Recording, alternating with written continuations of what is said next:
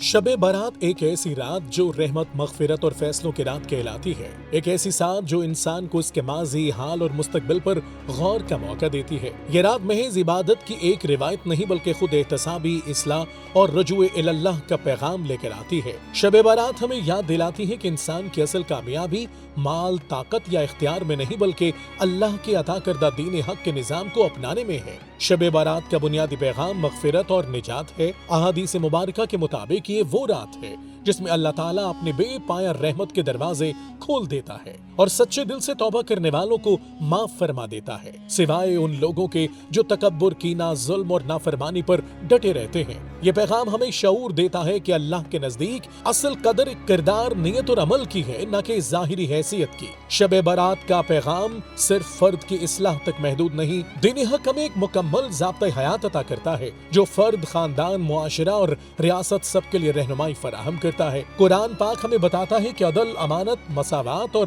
رحم وہ بنیادیں ہیں جن پر ایک صالح معاشرہ قائم ہوتا ہے۔ جب انسان اللہ کے نظام سے ہٹ کر ذاتی خواہشات، مفادات اور طاقت کے اصول اپناتا ہے تو فساد جنم لیتا ہے، ناانصافی عام ہو جاتی ہے اور معاشرے تباہی کے دہانے پر پہنچ جاتے ہیں۔ شب بارات ہمیں دعوت دیتی ہے کہ ہم صرف گناہوں کی معافی نہ مانگیں بلکہ اپنی زندگیوں کو اللہ کے قانون کے تابع کرنے کا عزم بھی کریں۔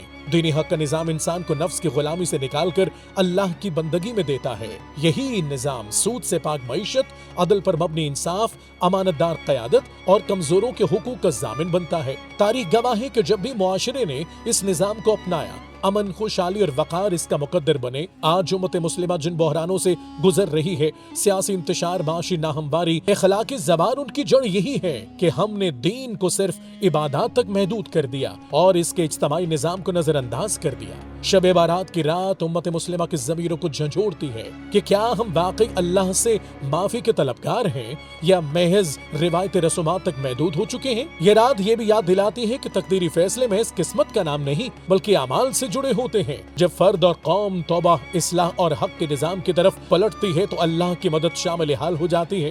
یہی وہ نقطہ ہے جہاں شب بارات کا پیغام دین حق کے نظام سے جڑ کر ایک زندہ، متحرک اور انقلابی فکر بن جاتا ہے۔ شب بارات کی رات امت مسلمہ سے یہ مطالبہ کرتی ہے کہ صرف ہاتھ اٹھا کر دعائیں نہ کریں بلکہ اپنی زندگیوں میں عملی تبدیلی لا کر عہد بھی کریں، اپنے کردار کو سنواریں، ظلم سے کنارہ کشی اختیار کریں، عدل اور حق کا ساتھ دیں اور دین حق کے نظام کو اپنی ذات، اپنے گھر اور اپنے معاشرے میں نافذ کرنے کی جدوجہد کریں۔